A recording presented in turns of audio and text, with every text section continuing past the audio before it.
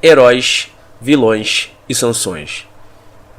Este artigo foi escrito por Lew Rockwell, traduzido por Instituto Rothbard e narrado por Rafael Oliveira. Os eventos na Ucrânia estão acontecendo muito rápido, e se eu tentasse prever o que vai acontecer lá, minha previsão logo seria atropelada pelos eventos. Mas uma coisa é certa: precisamos entender o pano de fundo da crise e também precisamos lembrar os princípios básicos que devem orientar a política internacional. Para entender o pano de fundo, o melhor guia é Stephen Cohen, uma autoridade de renome mundial sobre os bolcheviques e a Rússia contemporânea. Ele destacou em novembro de 2019, aspas, durante séculos e ainda hoje, a Rússia e grande parte da Ucrânia tiveram muito em comum, uma longa fronteira territorial, uma história compartilhada, afinidades étnicas, linguísticas e outras afinidades culturais, relações pessoais íntimas, o comércio econômico substancial e mais. Mesmo após os anos de crescente conflito entre Kiev e Moscou, desde 2014, muitos russos e ucranianos ainda se consideram uma unidade familiar. Os Estados Unidos não têm quase nenhuma dessas semelhanças com a Ucrânia. Isso também quer dizer que a Ucrânia não é um interesse nacional vital dos Estados Unidos, como a maioria dos líderes de ambos os partidos, republicanos e democratas, e grande parte da mídia americana agora declaram. Por outro lado, a Ucrânia é um interesse vital da Rússia por qualquer cálculo geopolítico ou simplesmente humano. Por que então Washington está tão profundamente envolvido na Ucrânia? A proposta de quase 400 milhões em ajuda militar dos Estados Unidos a Kiev significaria, é claro, um envolvimento ainda mais intrusivo. E por que a Ucrânia está tão profundamente envolvida em Washington, de uma maneira diferente, que se tornou um pretexto para as tentativas de impeachment de Donald Trump? A resposta curta, mas essencial, é a decisão de Washington tomada pelo presidente Bill Clinton na década de 1990, de expandir a OTAN para o leste da Alemanha e, eventualmente, para a Ucrânia. Desde então, democratas e republicanos insistem que a Ucrânia é um interesse vital dos Estados Unidos. Aqueles de nós que se opuseram a essa loucura advertiram que isso levaria a conflitos perigosos com Moscou, até mesmo guerra. Imagine a reação de Washington, apontamos, se bases militares russas começassem a aparecer nas fronteiras do Canadá ou do México com os Estados Unidos. Não estávamos errados. Cerca de 13 mil almas já morreram na guerra ucrano-russa, no Donbass, e cerca de 2 milhões de pessoas foram deslocadas. Fecha aspas. Os propagandistas de Biden, com retardo mental, gostam de dizer que Putin cercou a Ucrânia, mas, na verdade, os Estados Unidos e seus satélites da OTAN cercaram a Rússia. Nos anos anteriores à crise atual, tivemos amplas oportunidades para chegar a um acordo de meio termo. Em vez disso, mantivemos a opção de adesão à OTAN aberta à Ucrânia e derrubamos um presidente ucraniano que era pró-Rússia. No Kremlin, na semana passada, referente a novembro de 2021, Putin especificou seu limite, abre aspas, a ameaça em nossas fronteiras ocidentais está aumentando, como já dissemos várias vezes. Em nosso diálogo com os Estados Unidos e seus aliados, insistimos em devolver acordos concretos que proíbam qualquer expansão da OTAN para o leste e a colocação de sistemas de armas nas imediações do território russo. Fecha aspas. Isso é praticamente um ultimato, e o secretário-geral da OTAN, Jens Stoltenberg, repreendeu o presidente da Rússia por emiti-lo. Abre aspas. É apenas a Ucrânia e 30 aliados da OTAN que decidem quando a Ucrânia está pronta para se juntar à OTAN. A Rússia não tem poder de veto, a Rússia não tem voz, e a Rússia não tem direito de estabelecer uma esfera de influência tentando controlar seus vizinhos. Fecha aspas. Putin não é tolo e decidiu agir decisivamente para liberar a Rússia do cerco.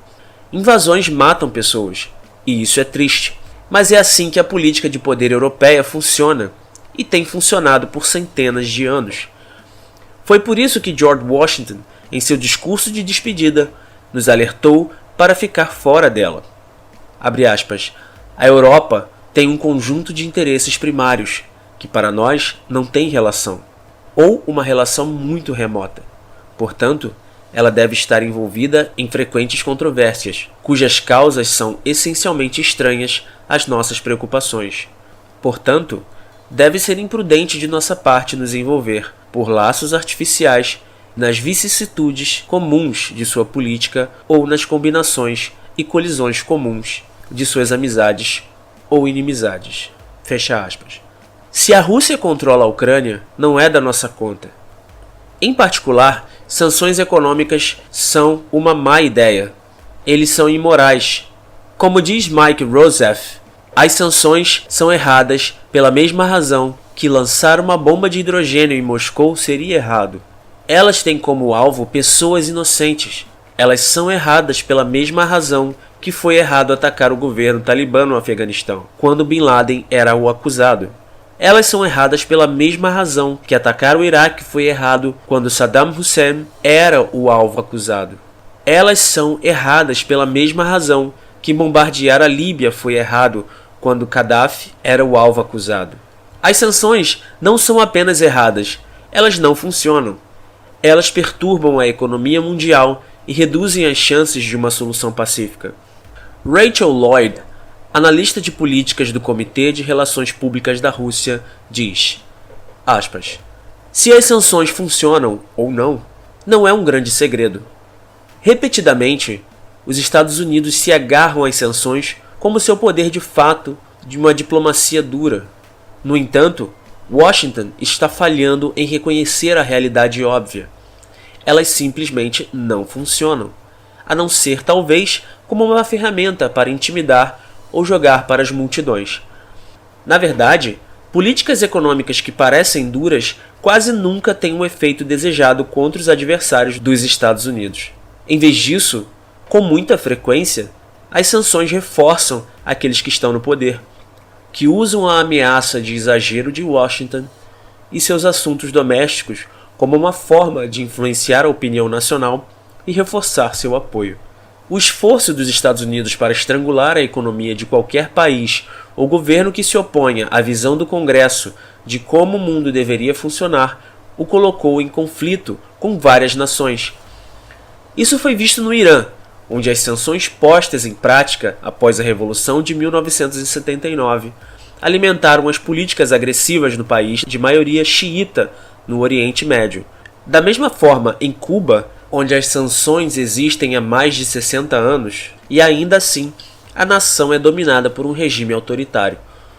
Os empresários apontarão para o fato de que os efeitos das sanções podem ir além do setor visado e do indivíduo, prejudicando os americanos bem fora da esfera original sancionada. Embora os Estados Unidos possam ter como objetivo restringir negócios e comércio com uma determinada empresa ou indivíduo, com muita frequência, os efeitos da sanção se infiltram em outras facetas da economia e da diplomacia, à medida que o país-alvo modifica suas políticas e abordagens para se manter à tona. Para os americanos, isso significa receitas reduzidas para empresas americanas e aqueles que trabalham para elas, bem como oportunidades perdidas, e as estatísticas por si só não podem medir. Também coloca uma pressão desnecessária sobre os americanos que moram no exterior, bem como turistas e estudantes de intercâmbio, que precisam passar por obstáculos para concluir até as tarefas mais básicas relacionadas a bancos, finanças e vistos.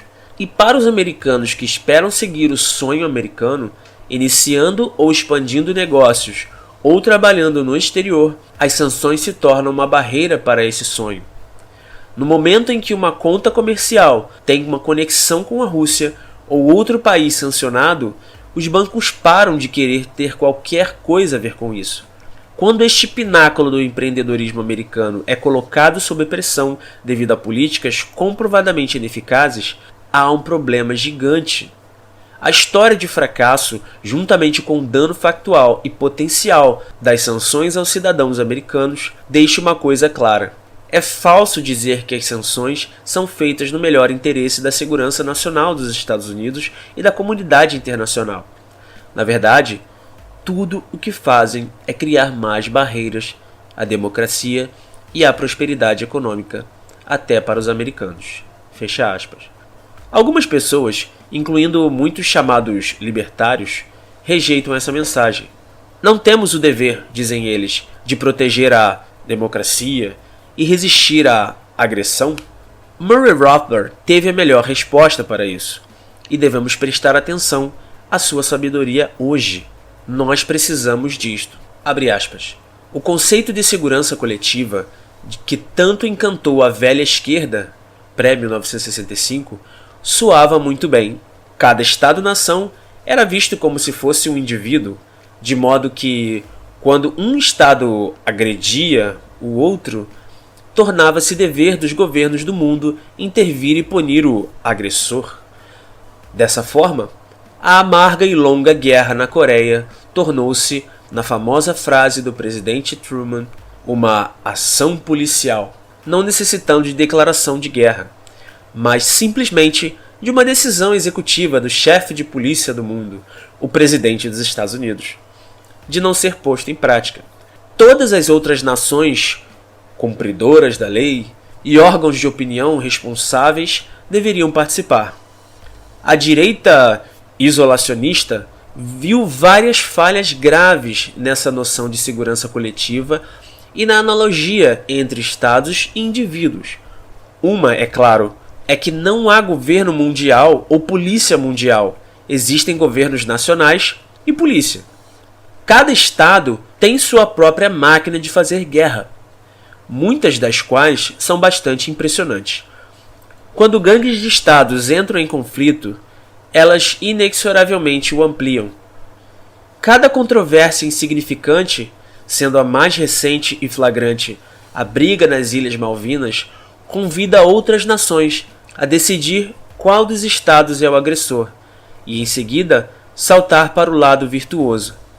Cada disputa local, portanto, ameaça se transformar em uma conflagração global, uma vez que, de acordo com os entusiastas da segurança coletiva, os Estados Unidos aparentemente foram divinamente designados para ser o chefe da polícia mundial. Justifica-se, portanto, lançar seu peso maciço em todas as controvérsias na face do globo. O outro grande problema com a analogia da segurança coletiva é que, em contraste com a identificação de ladrões e assaltantes, geralmente é difícil ou mesmo impossível identificar os culpados únicos em conflitos entre estados, pois, embora os indivíduos tenham direitos de propriedade bem definidos, que tornam a invasão dessa propriedade por outra pessoa um ato culposo de agressão, as linhas de fronteira de cada estado dificilmente foram alcançadas por meios justos e adequados. Todo Estado nasce e existe pela coerção e agressão sobre seus cidadãos e súditos, e seus limites invariavelmente foram determinados pela conquista e violência. Mas ao condenar automaticamente um Estado por cruzar as fronteiras de outro, estamos implicitamente reconhecendo a validade das fronteiras existentes. Por que as fronteiras de um Estado em 1982 deveriam ser mais ou menos justas do que eram em 1972, 1932 ou 1872? Por que eles devem ser automaticamente consagrados como sagrados, tanto que uma mera passagem de fronteira deve levar todos os estados do mundo a forçar seus cidadãos a matar ou morrer? Não. Muito melhor e mais sábia é a velha política externa liberal clássica de neutralidade e não intervenção. Uma política externa apresentada com grande eloquência por Richard Cobden, John Bright, a Escola de Manchester e outros pequenos ingleses do século XIX, pelos liberais clássicos anti-imperialistas da virada do século XX na Grã-Bretanha e nos Estados Unidos, e pela velha direita das décadas de 1930 e 1950. A neutralidade limita os conflitos em vez de intensificá-los. Os estados neutros não podem aumentar seu poder por meio da guerra e do militarismo, ou assassinar e saquear cidadãos de outros estados. O texto deste artigo está disponível no site rothbardbrasil.com, link na descrição.